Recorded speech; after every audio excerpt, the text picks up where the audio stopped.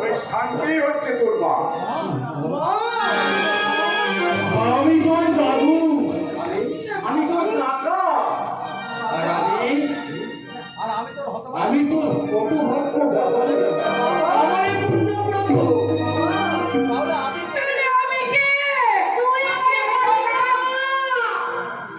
তাহলে তাহলে তুই কে?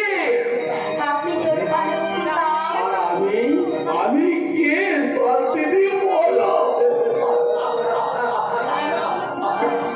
তোমরা কে? পুণ্য তুমি বলো।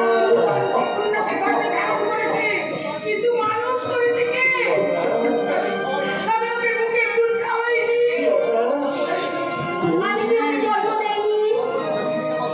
জন্মদিন তো পৃথিবীর কত মা মরে যায় আর পালিয়ে যায়, কিন্তু পালন করে কজন মা?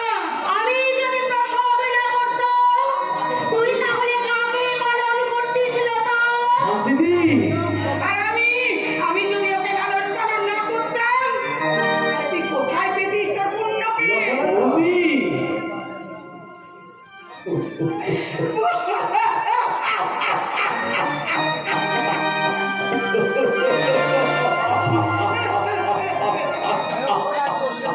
ভয়ঙ্কর এক প্রশ্নের মুখোমুখি দাঁড়িয়ে আছে দুই মা।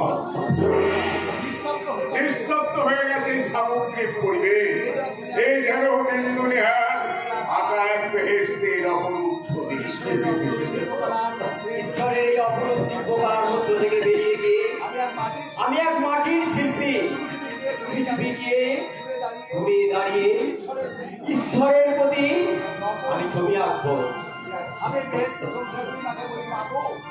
আমি এই বেহেশতের সংসারে দুই মাকে বলি মা গো,